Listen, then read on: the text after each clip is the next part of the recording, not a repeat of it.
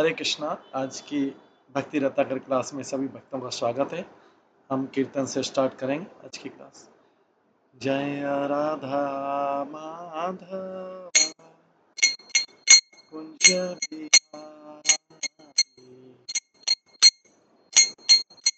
जय गोपी जन वल्लभ गिरिवर धारी, यशोदानंदन ब्रज जनरंजन, यमुना तीरावनचारी,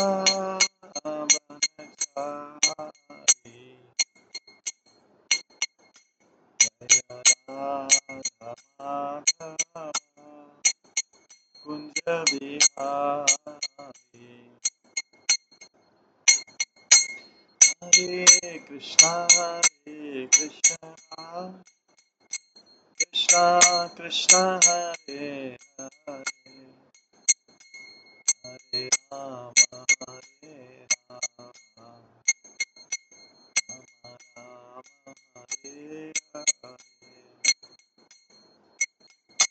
हरे कृष्णा कृष्णा कृष्णा हरे हरे, हरे राम राम हरे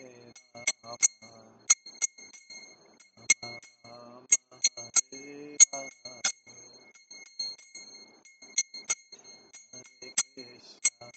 हरे कृष्णा कृष्णा कृष्णा हरे हरे,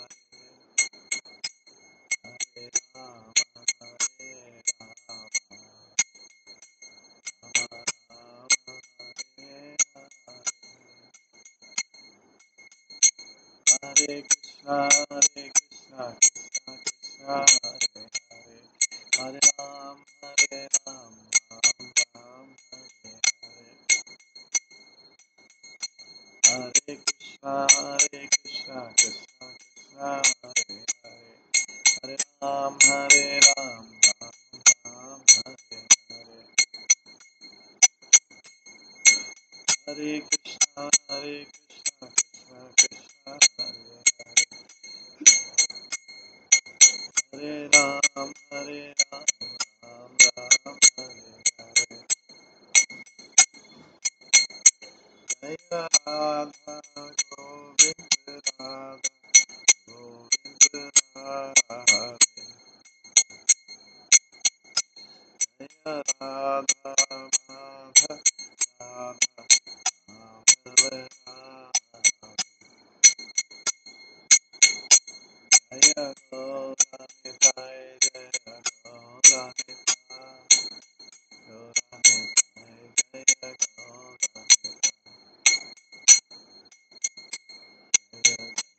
प्रभुपाद प्रभुपाद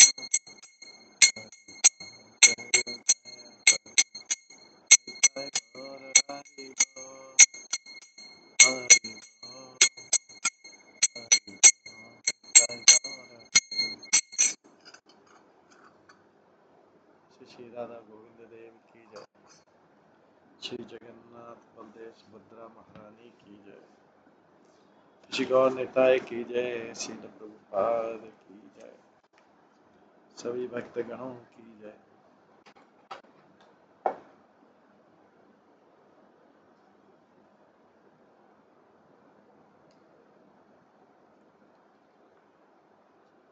हरे कृष्णा। आज की इस क्लास में भक्ति रत्नाकर क्लास में सभी भक्तों का स्वागत है।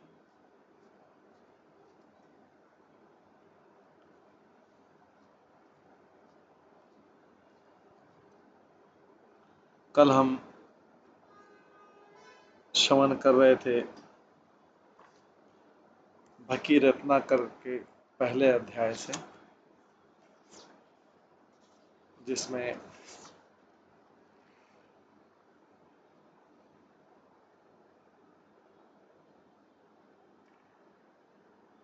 महाप्रभु ने वृंदावन के जो अपने शिष्य थे, रूप गोस्वामी, सनातन गोस्वामी,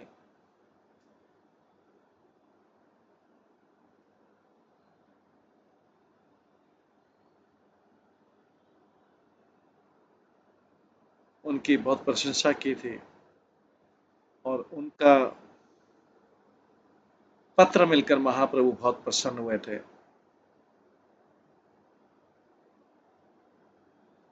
उन्होंने अपने भक्तों से पहले पूछा था कि वो वृंदावन में कुछ पत्र भेजना चाहते हैं, बस जिस समय वो बात कर रहे थे उसी समय वृंदावन से रूप गोस्वामी और सनातन गोस्वामी का पत्र आया। गोपाल भट्ट के वहां पहुंचने का, क्योंकि गोपाल भट्ट को महाप्रभु ने बोला था कि आप वहां जाके रूप गोस्वामी सनातन गोस्वामी के गाइडेंस में रहो। महाप्रभु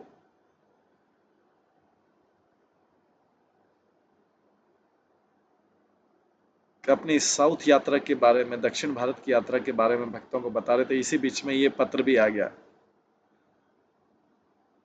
और महाप्रभु ने फिर उनका पत्र पढ़ के बहुत प्रसन्न हुए और उनको उत्तर भेजा।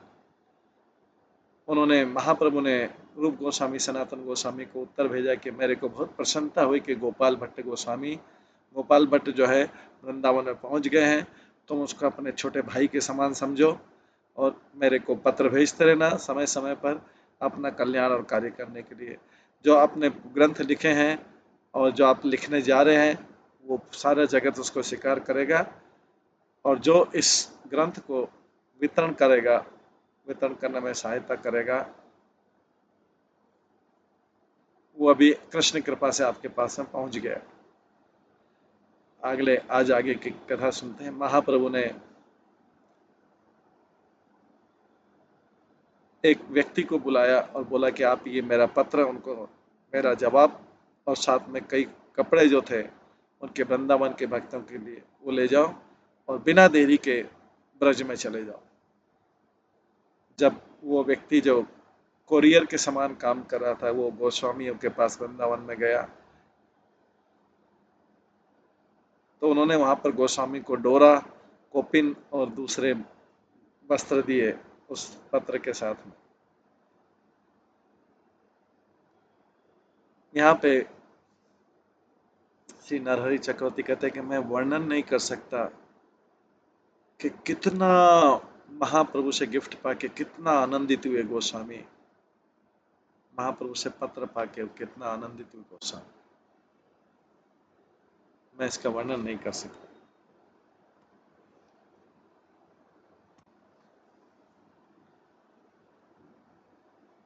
श्री रूप गोस्वामी और सनातन गोस्वामी ने बड़े प्रेम के साथ में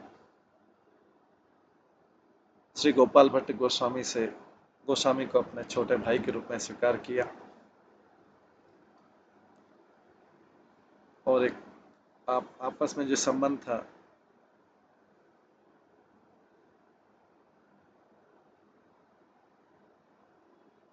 और गोपाल भट्ट गोस्वामी ने कुछ बताया,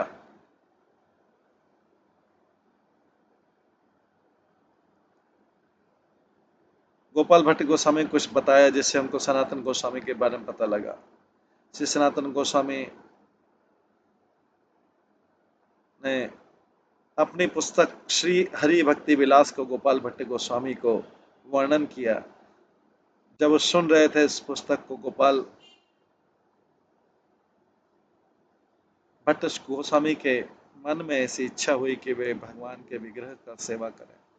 एक दिन स्वप्न में गोविंद देव ने रूप गोस्वामी को बोला कि गोपाल भट्ट गोस्वामी की इच्छा है विग्रह सेवा करने की। तो रूप गोस्वामी के स्नेहपूर्ण अफेक्शनेट गाइडेंस में गोपाल ने सीखा कि किस तरह से राधा रमन की पूजा की जाती है।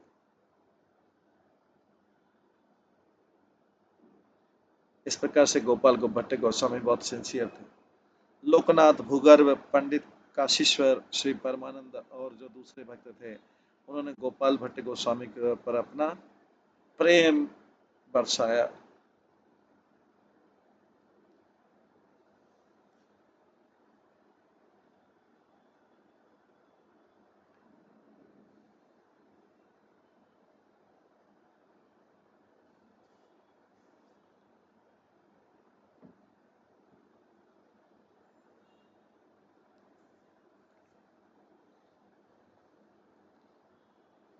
और गोपाल भट्ट गोस्वामी, रूप गोस्वामी और सनातन गोस्वामी के साथ भगवान कृष्ण चैतन्य की, महाप्रभु की लीला डिस्कस करने में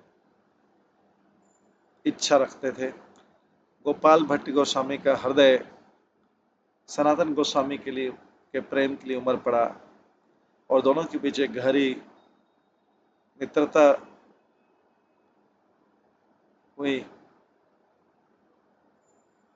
पर ये सब संबंधों से ऊपर श्री गोपाल भट्ट गोस्वामी ने श्री राधा रमन की सेवा में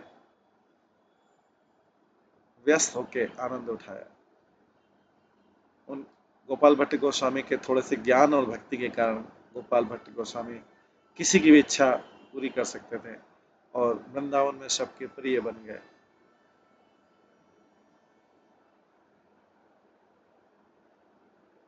और पूर्व आचार्य कहने लगे, मैं अपना प्रणाम जो है श्री गोपाल भट्ट गोस्वामी को करता हूँ, जो सनातन गोस्वामी, रूप गोस्वामी की मित्रता और प्रेम से बहुत प्रसन्न रहते थे और हमेशा राधा रमन की सेवा में व्यस्त रहते थे। कुछ लोगों ने गोपाल भट्ट गोस्वामी के क्रियाकलाप को वर्णन करने का प्रयास किया, पर ऐसे लोग फेल हो गए। कोई भी व्यक्ति जो उनका वर्णन करने का प्रयास करेगा, वो अपने अंदर दोष महसूस करेगा, क्योंकि उनका वर्णन नहीं किया जा सकता। पहले के जो बड़े बड़े कवि हैं, वो भी गोपाल भट्ट गोस्वामी का जीवन और उनके क्रियाकलाप का वर्णन करने में फेल हो गए। यहाँ पे नरहरि चक्रवर्ती बोलते कि मैं प्रयास करता हूँ कि मैं उनके बारे में कुछ वर्णन कर पाऊंगा। हालांकि वृंदावन दास ठाकुर ने महाप्रभु की लीलाओं का वर्णन किया है, पर भगवान के जो साउथ इंडिया टूर का उन्होंने ज्यादा वर्णन नहीं किया। हालांकि वृंदावन दास ठाकुर ने अपनी चैतन्य भागवतम में महाप्रभु की लीला का वर्णन किया है, बट उन्होंने भगवान के साउथ इंडिया टूर का वर्णन नहीं किया। वृंदावन दास व्यास देव के अवतार थे, लेकिन वेद व्यास के सलाह पर उन्होंने महाप्रभु की साउथ इंडिया यात्रा का वर्णन नहीं किया। और वेद व्यास की शक्ति से शक्ति प्राप्त कृष्णदास कविराज ने साउथ इंडिया यात्रा का पूरी तरह वर्णन किया।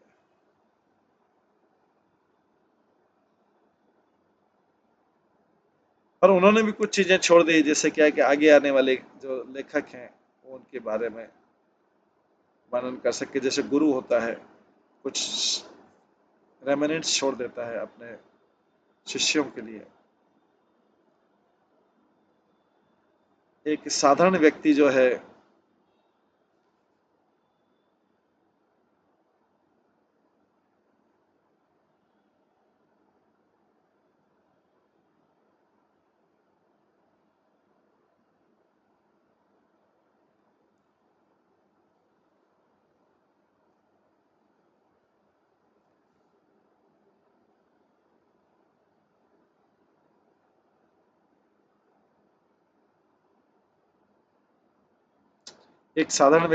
महान कवियों के, लेखकों के लेखन के बारे में नहीं समझ सकता है। सो लोगों को ऐसे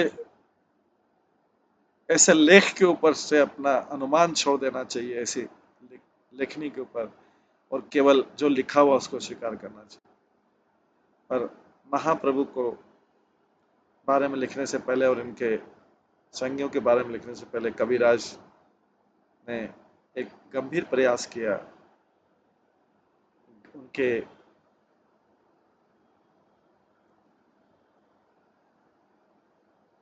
उनके चरित्र को गहराई में समझने के लिए।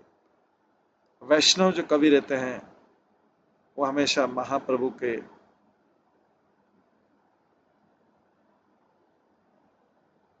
भक्तों को पास जाते हैं उनकी इच्छाओं को समझने के लिए, और उनसे गाइडेंस लेके, उनसे सलाह लेके और उनकी आज्ञा लेके लेखक लोग लिखते हैं। तो कई डिवोटी से, कई भक्तों से परमिशन लेके कृष्णदास कविराज ने कई पुस्तकें लिखी, कई ग्रंथ लिखे हैं। और गोपाल भट्ट गोस्वामी जो है ये किसी को आज्ञा नहीं देते थे कि उनकी किसी भी पुस्तक में उनका नाम लिखा जाए।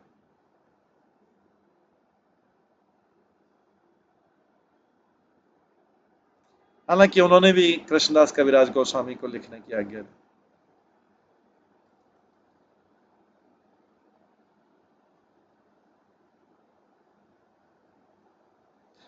एक अज्ञानी व्यक्ति के रूप में हम कभी नहीं जानते कि गोपाल भट्ट गोस्वामी ने अपना नाम लिखने से क्यों मना किया, क्योंकि उनकी जो नम्रता है वो उसको अलाउ नहीं कर रही।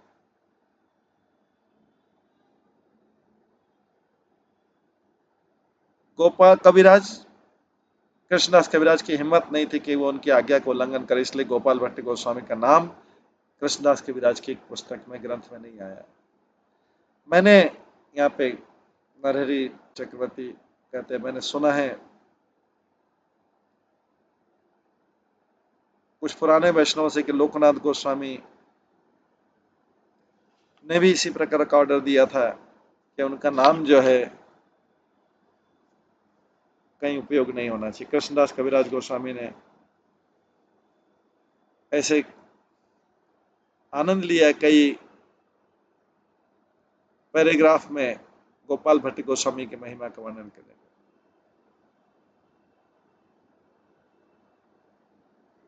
और उन्होंने ये किसी को बोला नहीं कि, या गोपाल भट्ट को भी नहीं बोला कि उन्होंने इसको ऐसे कैसे लिखा।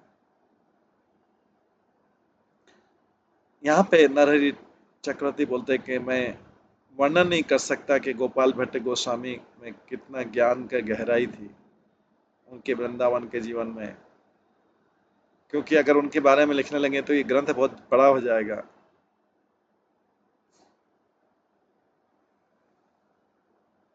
गोपाल भट्ट ने अपनी कई कमेंट्री लिखी है कृष्ण करुणामत के ऊपर, जिससे सारे वैष्णव को आनंद होता। गोपाल भट्ट जो है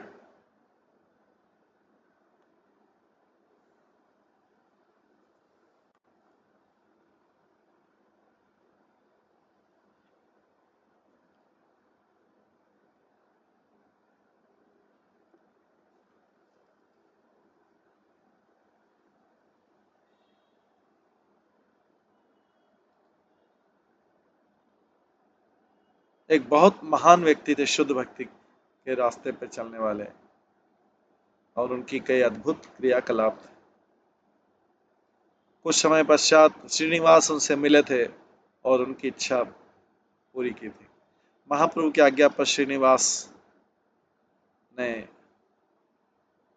गोपाल भट्ट गोस्वामी से दीक्षा ली थी, और बाद में गोस्वामियों के शास्त्रों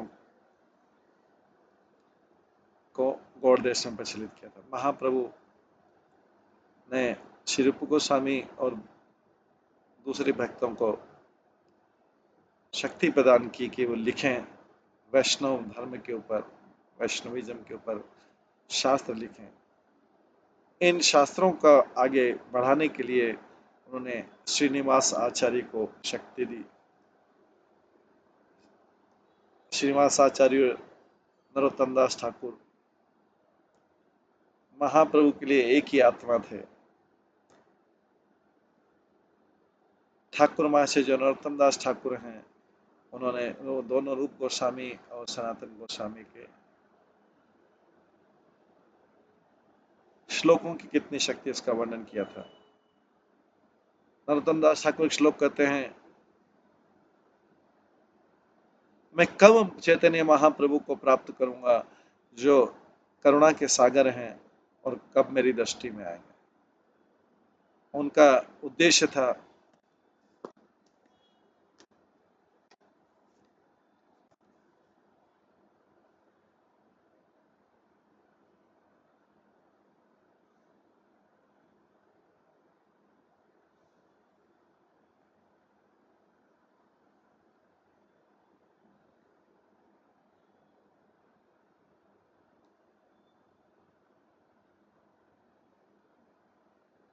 कई वैष्णव शास्त्रों की रचना करना।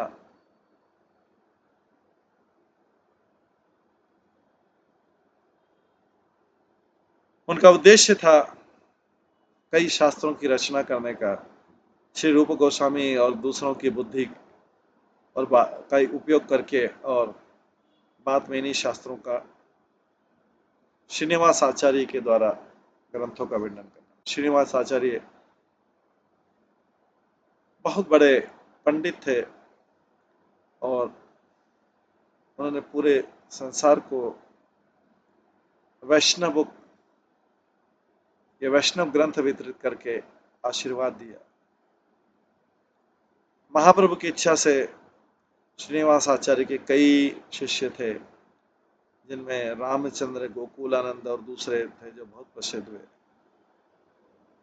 मैं पूरे जगत को ये श्री रामचंद्र और श्री गोकुलानंद के बारे में वर्णन करता हूँ, ये जो श्रीनिवास आचार्य के शिष्य थे।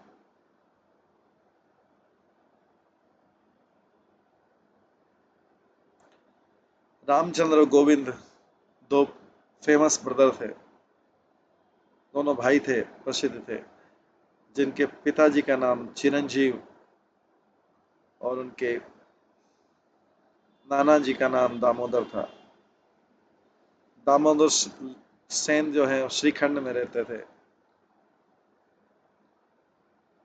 और अपनी कविताओं के लिए प्रसिद्ध। श्री संगीत माधव,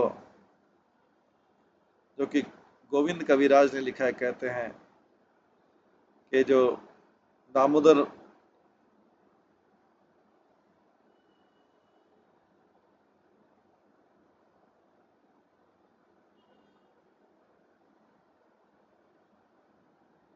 जो कवि थे,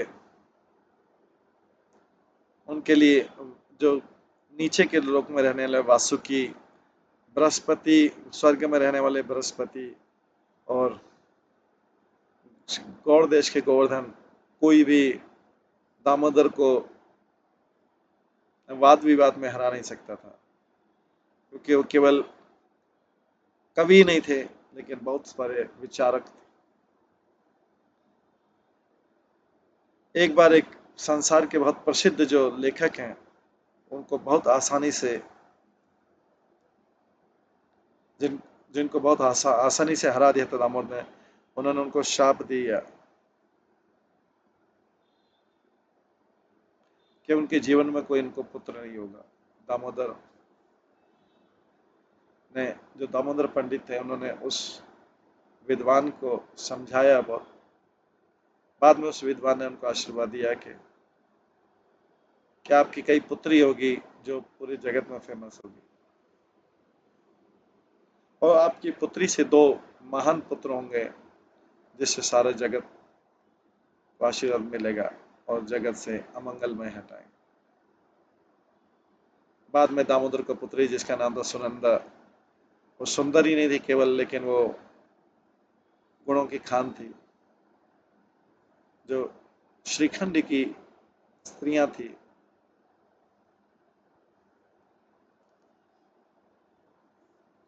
उन्होंने उसके उस ज्ञान की प्रशंसा की। जब वो मैरिज लायक हुई लड़की, तो उन्होंने उसके लिए उचित वर खोज तलाश किया। तो दामोदर कविराज ने चिरंजीव को चुना अपनी पुत्री के हस्बैंड के लिए, और बड़ी प्रसन्नता के साथ में उसको मैरिज, विवाह में दिया। मैं यहाँ पे उस मैरिज सेरेमनी का वर्णन करना जा रहा था, लेकिन वो बहुत बड़ा है। इसके बाद आगे का वर्णन करता हूँ। एक गांव है जिसका नाम है कुमार नगर, रिवर नागीरथी के किनारे है। वहाँ पे कई वैष्णव बड़ी शांति के साथ में रहते थे। ये चिरंजीव सेन का घर था, और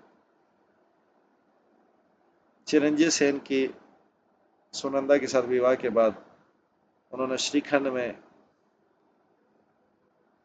रहना निश्चित किया। चिरंजीव सेन श्रीखंड में बहुत प्रसिद्ध हैं। वो चैतन्य महाप्रभु के पार्षद थे और वो बहुत सुंदर कीर्तन करते थे। वे प्रसिद्ध थे अपनी दयालुता के लिए और भक्ति का प्रेम डेवलप करने के लिए निर्धनों को और उपेक्षित लोगों को।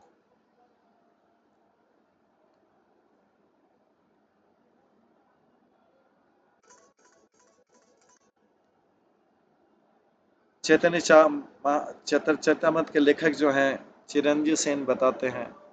चिरंजीव सेन जो है चैतन्य चैतामृत में आता है कि चिरंजीव सेन जो है वो भी महाप्रभु के पार्षद थे।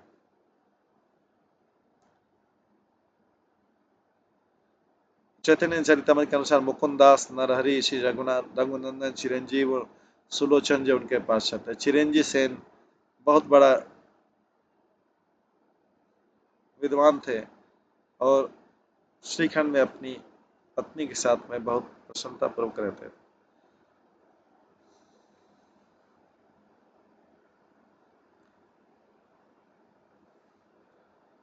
वो अपने पति के प्रति उतनी समर्पित थी जैसे अरुंधति जो है, जो वशिष्ठ की पत्नी, और वो बहुत वेल बिहेव्ड लेडी थी और उनके पास कई अद्भुत शक्तियां थी।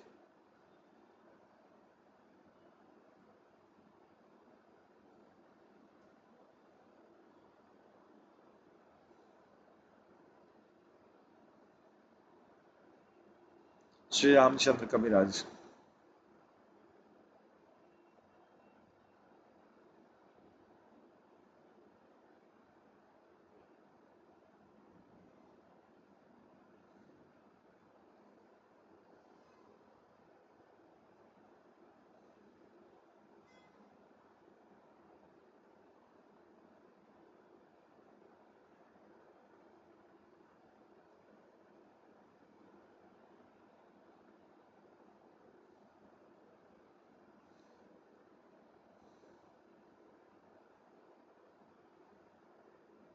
रामचंद्र कविराज जो थे वो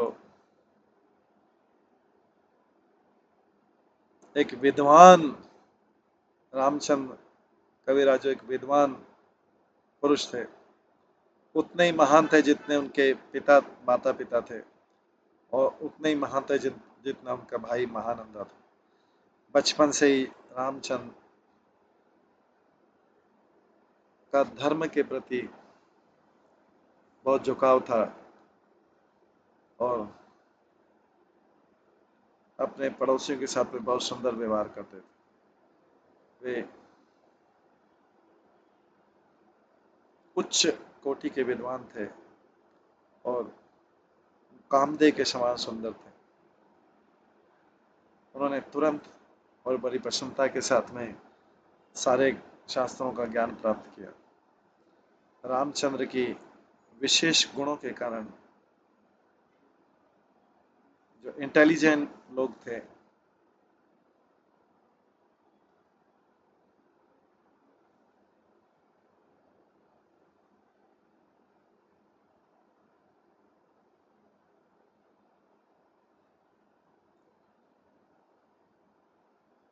वो सोचने लगे कि ये किसी विग्रह का अवतार है। अपनी स्वयं की प्रशंसा से उन्होंने, अपनी स्वयं की इच्छा से उन्होंने वैद्य परिवार में जन्म लिया और लोगों के लिए वो सामान्य व्यक्ति थे। वैष्णव लोग सोचने लगे कि उन्होंने वैष्णव का रास्ता चुना है और भविष्य में उनको कई वैष्णव संगी मिलेंगे। जैसे समय बीतता गया, लोग रामचंद्र कविराज के बारे में और रुचि लेने लग गए।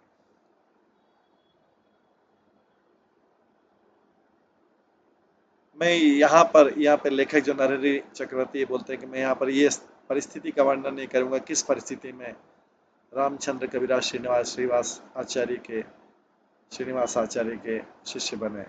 पर मैं बताना चाहूंगा कि उनको कविराज का टाइटल, कविराज की पदवी कैसे मिली। जो परमानंद भट्टाचार्य हैं, जीव गोस्वामी और जो वृंदावन के वासी हैं, वो रामचंद्र की कविताओं से बहुत आकर्षित रहते थे और उन्होंने उसको टाइटल दे दिया कविराज,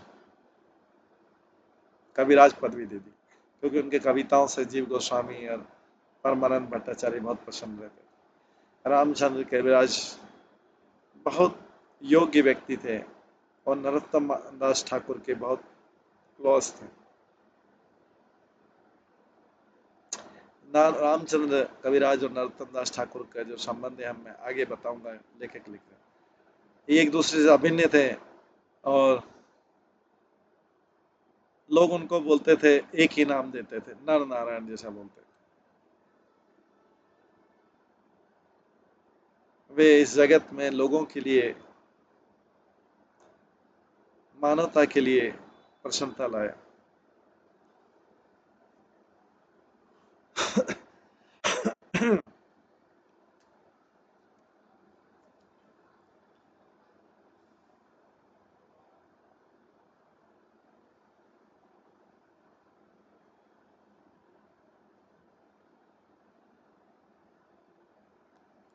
शास्त्रों के महान विद्वान होने के कारण उन्होंने बड़ी प्रसन्नता के साथ में दूसरे लोगों के जो धार्मिक नहीं थे उनके विचारों को हराया। वे भक्ति का विज्ञान पढ़ाने में एक्सपर्ट थे। इस प्रकार से ये रामचंद्र कविराज का वर्णन है। उससे पहले में हमने गोपाल भट्ट गोस्वामी और दूसरे वर्णन सुने। अभी हम नरोत्तम दास ठाकुर के बारे में श्रवण करते हैं। नरोत्तम दास ठाकुर बहुत महान वैष्णव थे और पूरा जीवन पर्यंत वो ब्रह्मचारी रहे। उन्होंने सारे तीर्थ स्थानों की यात्रा की। श्री संगीत माधव में नरोत्तम दास ठाकुर का वर्णन किया गया है। सामान्य लोग नरोत्तम दास ठाकुर के चरित्र की गहराई को नहीं समझ पाया।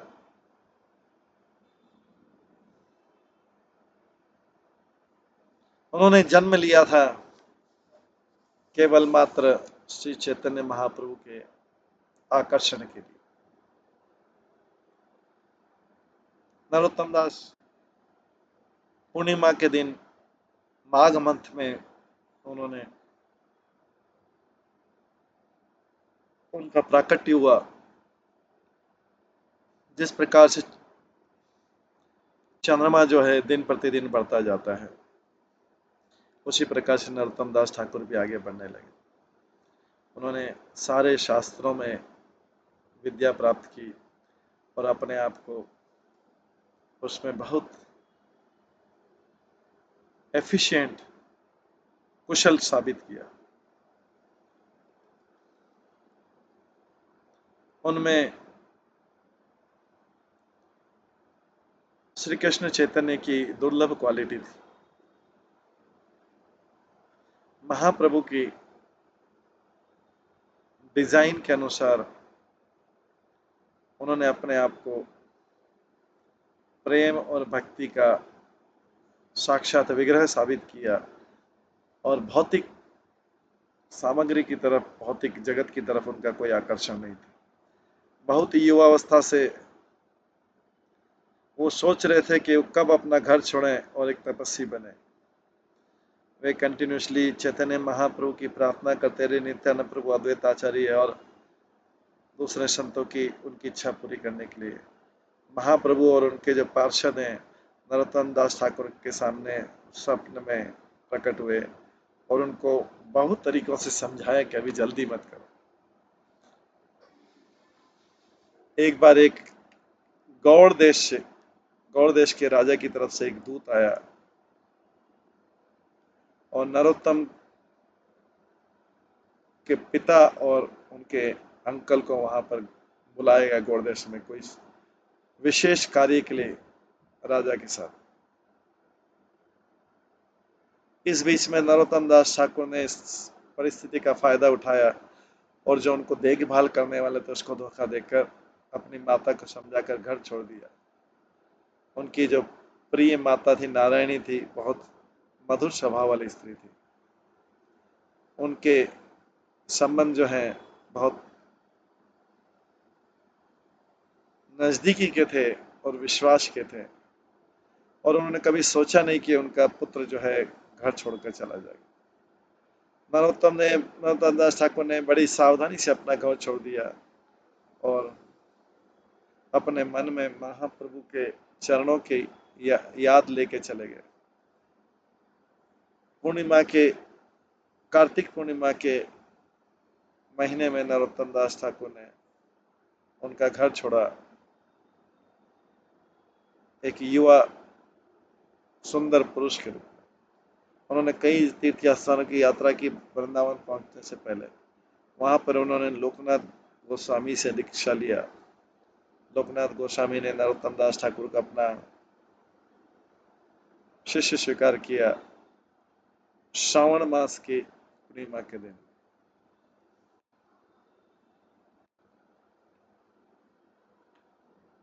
अब लोकनाथ गोस्वामी का चरित्र, सब एक एक भक्तों का चरित्र बता। लोकनाथ गोस्वामी, नरेश चक्रवर्ती कहते हैं कि मैं आपको लोकनाथ गोस्वामी का चरित्र बताता हूँ। लोकनाथ गोस्वामी के पिता थे पद्मनाभ चक्रवर्ती, माता का नाम था सीता, और वे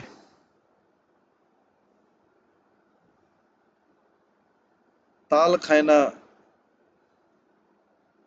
गांव में जो जशोर जिले में है वहां रहते थे।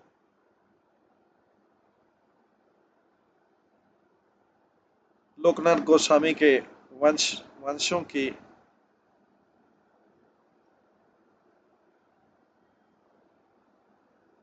लोकनाथ के परिवार के जो वंशावली है वो प्रामाणिक शास्त्रों में दी गई है। जो ओल्ड ब्राह्मण पद्मनाभ था वो लोकनाथ के पिता थे और अद्वैत आचार्य के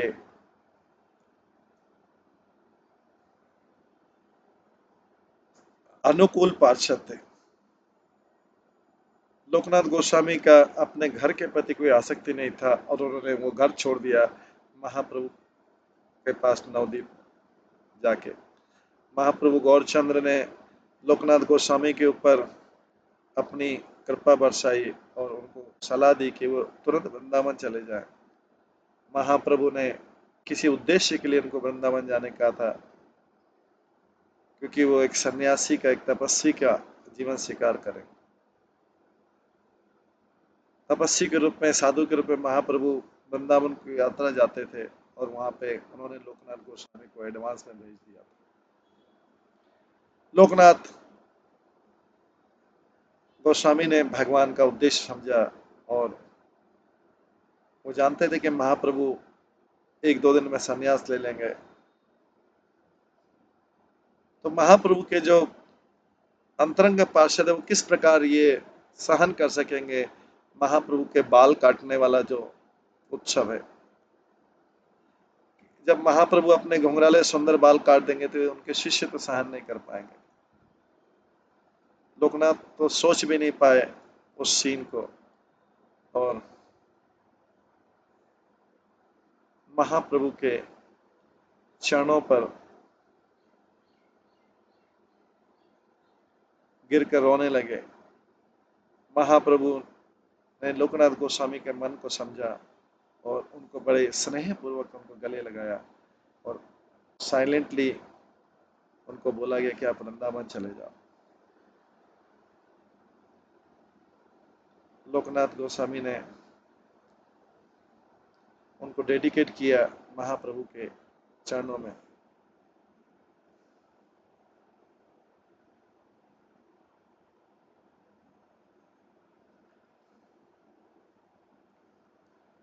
और वो महाप्रभु के पार्षदों के चरणों में गिरे और इस प्रकार से उन्होंने नवदीप छोड़ दिया वृंदावन जाने के लिए। बड़े भारी हृदय के साथ में उन्होंने वृंदावन जाने से पहले कई तीर्थ स्थानों का भ्रमण किया। चैतन्य महाप्रभु जो कि हमेशा अपने भक्तों के प्रेम से बंधे रहते हैं, उन्होंने भी फिर संन्यास जीवन स्वीकार किया और वो पुरी चले गए नीलाचल चंद्र को देखने के लिए। वहां से महाप्रभु साउथ इंडिया यात्रा पर गए।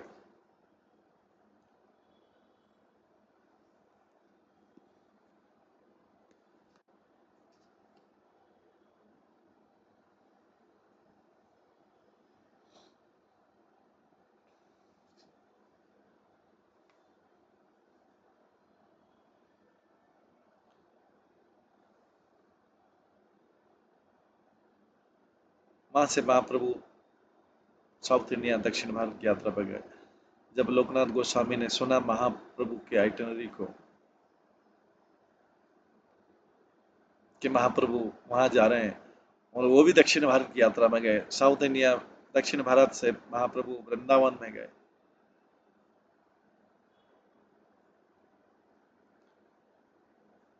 लोकनाथ गोस्वामी को समाचार मिला तो वहां से लोकनाथ गोस्वामी भी तुरंत ब्रज की तरफ चले गए। वृंदावन से महाप्रभु प्रयाग गए। लोकनाथ गोस्वामी ने सुना तो वो भी बहुत डिस्टर्ब हो गए।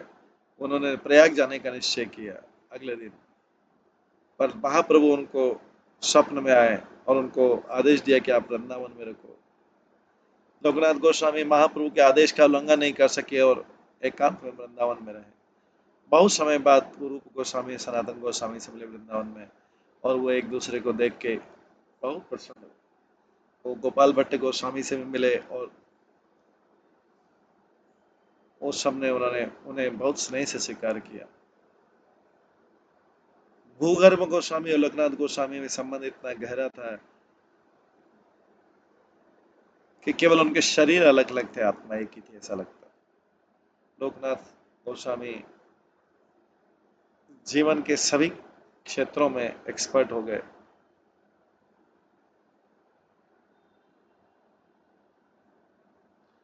और गोविंद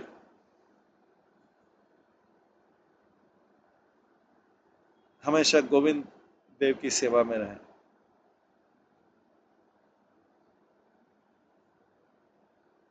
उनका आध्यात्मिक जीवन में जो प्रेम था और भौतिक जीवन से जो उनका घृणा थी,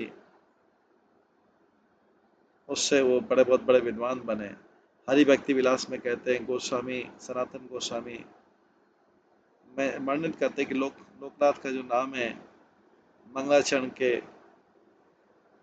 प्रारंभ में गाया जाता है।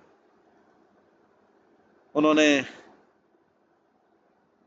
लिखा कि काशी शेषर गोस्वामी वृंदावन की शोभा बढ़ाते हैं और उनकी उपस्थिति से, और कृष्णदास कविराज गोस्वामी और श्री लोकनाथ गोस्वामी वहां पे वो भी शोभा पाते हैं।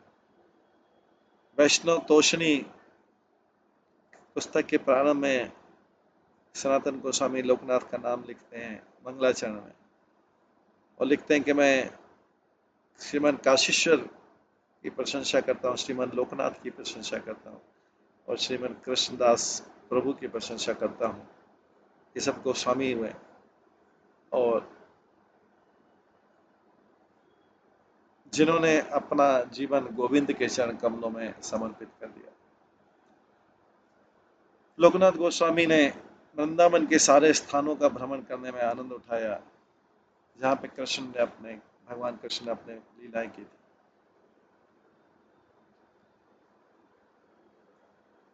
किशोरी कुंड जो है एक जगह है, पवित्र जगह, उमराव गांव के पास में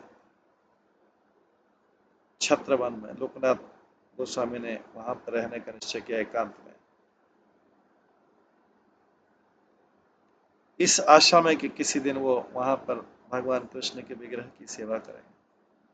महाप्रभु लोकनाथ गोस्वामी की इच्छा को समझ गए और उनसे अपील की, उनका और छुप के छद्म वेश में आके उनको कृष्ण का विग्रह भेंट किया। उन्होंने उसका नाम रखा राधा विनोद, लोकनाथ के हाथ में दिया और इसके बाद भगवान आप प्रकट हो गए। लोकनाथ समझ नहीं पाए कि उनको विग्रह किसने दिया, इतना सुंदर विग्रह। लोकनाथ गोस्वामी भ्रमित हो गए। इसके बाद राधा विनोद जब उन्होंने देखा कि लोकनाथ गोस्वामी भ्रमित हो गए तो राधा विनोद जो है, जो स्वयं कृष्ण ने स्माइल किए, मुस्कुराए और बोले कि मैं यहाँ पे किशोरी कुंड विलेज में उन्नाव गांव में जंगल में रहता था और मैंने देखा कि आप संतुष्ट नहीं, इसलिए मैं अपने पास आपके पास आया बिना किसी सहायता के, अब मेरे को भोजन खिलाइए। लोकनाथ गोस्वामी केवल आंसू बहाते रहे अपने आंखों से, लेकिन जल्दी से उन्होंने कुछ भोजन बनाया और राधा विनोद को ऑफर किया और उन्होंने फिर पुष्पों का एक बेड बनाया और राधा विनोद से उस पर सोने के लिए आग्रह किया। लोकनाथ गोस्वामी ने उनको चमर किया पत्तियों से और उनके लेग को, उनके चरणों को मसाज किया। इस प्रकार से उन्हें बहुत संतुष्टि प्राप्त हुई। उन्होंने पूरी तरह से अपने आप को महाप्रभु के चरण कमलों में समर्पित कर दिया और उसमें एब्जॉर्व हो गए। अमृत के समान सुंदरता है महाप्रभु की। उन्होंने जल्दी से एक कपड़े का बैग बनाया,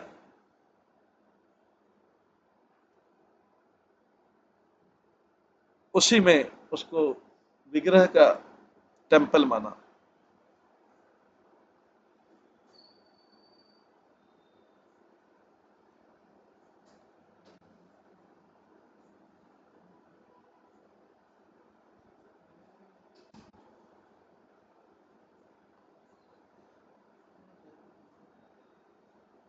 वो छोटा बैग जो था कपड़े का, वो बहुत दिव्य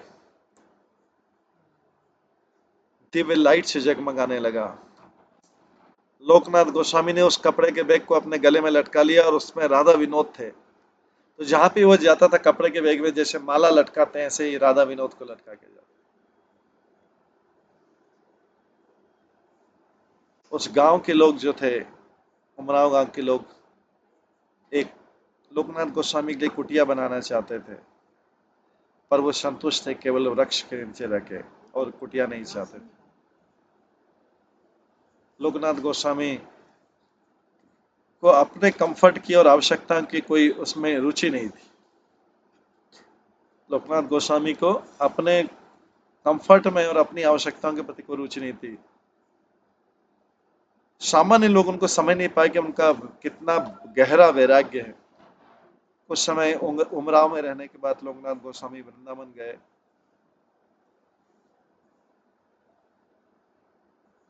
जहाँ पर गोस्वामी ने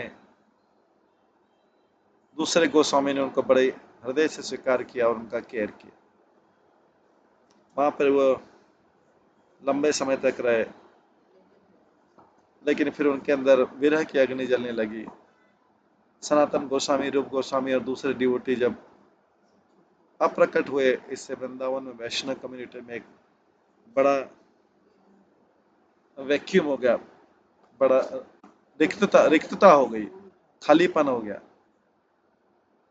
पूरे दिन भर वो रूप गोस्वामी, सनातन गोस्वामी का अप्रकट के रूप में शोक करते थे और अपने जीवन में उनकी अरुचि हो गई। उसके पश्चात नरोत्तम दास ठाकुर वृंदावन में आए और इमीडिएटली तुरंत उन्होंने लोकनाथ गोस्वामी की सेवा में अपने आप को लगा दिया। लोकनाथ गोस्वामी नरोत्तम दास ठाकुर के सेवा व्यवहार से, सर्विस एटीट्यूड से संतुष्ट हुए और उन्होंने दीक्षा मंत्र दिया। गोपाल भट्ट गोस्वामी और दूसरे वैष्णव ने नरोत्तम दास ठाकुर को अपना अंतरंग मित्र माना। नरोत्तम दास ठाकुर का टाइटल होगा ठाकुर महाशय। जी गोस्वामी के प्रेम का श्रीनिवास आचार्य भी नरोत्तम दास ठाकुर से मिले वृंदावन में और धीरे धीरे एक नया सर्कल वृंदावन में डेवलप हुआ वैष्णवों का। और श्रीनिवास आचार्य श्यामानंद में से भी मिले वृंदावन में। श्यामानंद कौन थे?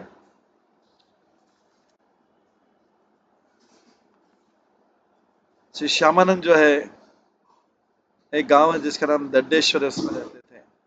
उनकी माता का नाम दूरिका था, पिता का नाम कृष्ण मंडल था। श्यामानंद जो है गोप फैमिली में जन्म लिया था। भगवान कृष्ण को अपना जीवन और आत्मा मानते थे और वैष्णव लोगों ने बहुत प्रिय थे।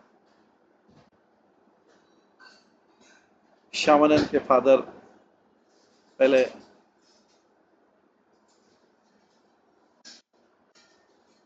धरेन नामक गांव में रहते थे। कई लोग बोलते हैं कि श्यामानंद का जन्म हुआ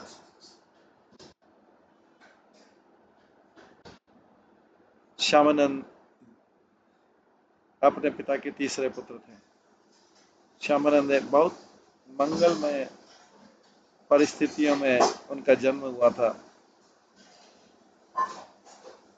और जब से उनका जन्म हुआ था गांव के लोग उनसे बहुत आकर्षित थे।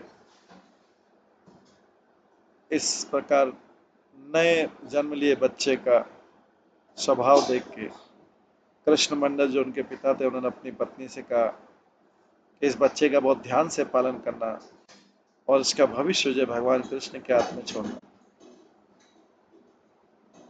गांव की स्त्रियों ने उनका नाम दुखी रखने का निश्चय किया।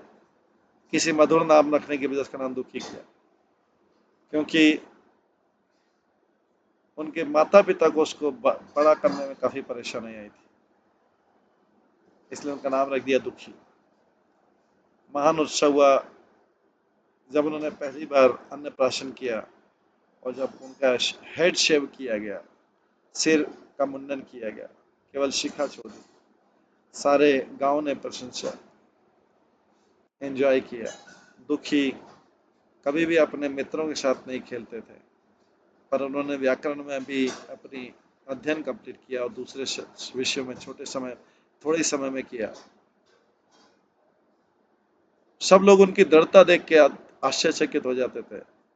वो बालक स्पेशली गौरांग महाप्रभु के और नित्यानंद प्रभु के कथाएं सुनने में और उनसे संबंधित जो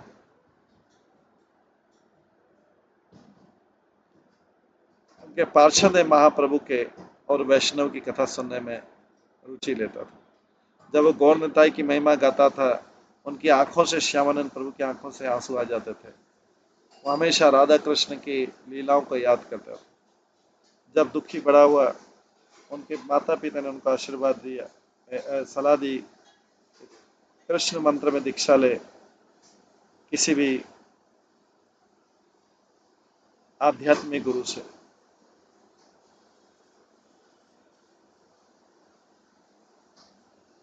हाथ जोड़कर उन्होंने बड़ी नम्रता से अपने माता पिता को बोला कि उसने हृदय चैतन्य प्रभु गोस्वामी को, जो अंबिका के रहने वाले हैं, उसको अपना गुरु स्वीकार किया।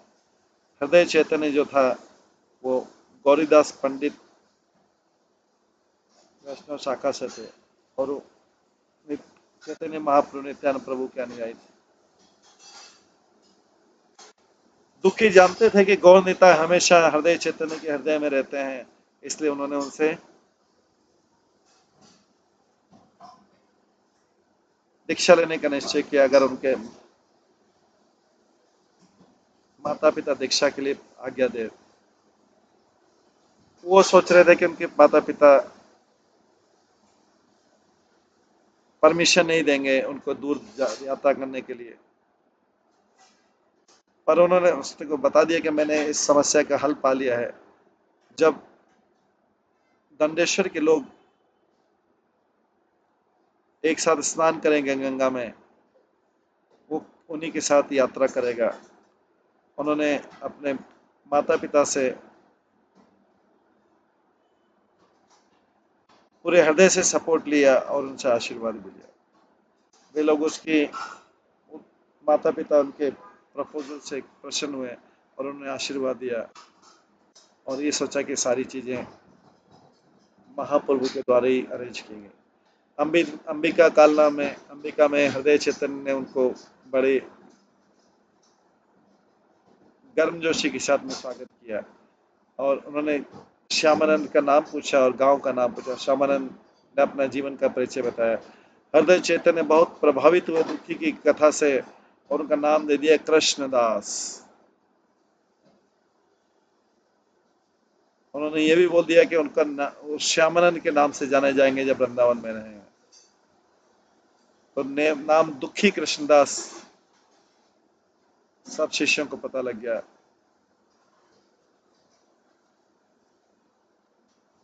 उनके शिष्यों ने उनको ऐसी सेवा की अपने गुरु की जैसे भगवान की किया जाता है। उस सेवा के लिए हृदय चैतन्य उनके बहुत संतुष्ट है, बहुत अपना शिष्य स्वीकार करते। हृदय चैतन्य ने दुखी कृष्णदास को महाप्रभु के चरणों में समर्पित कर दिया और इस प्रकार से कृष्णदास की सारी इच्छाएं पूरी हो गई।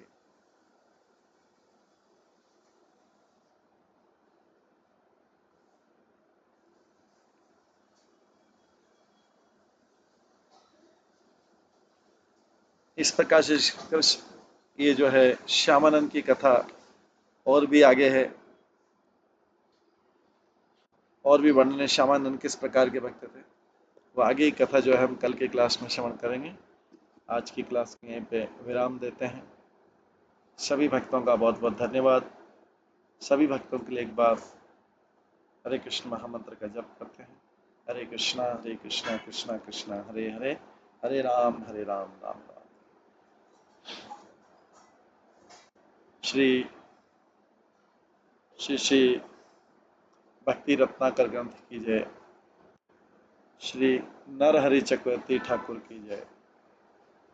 श्रील प्रभुपाद की जय। सभी भक्तगणों की जय। हरे कृष्ण।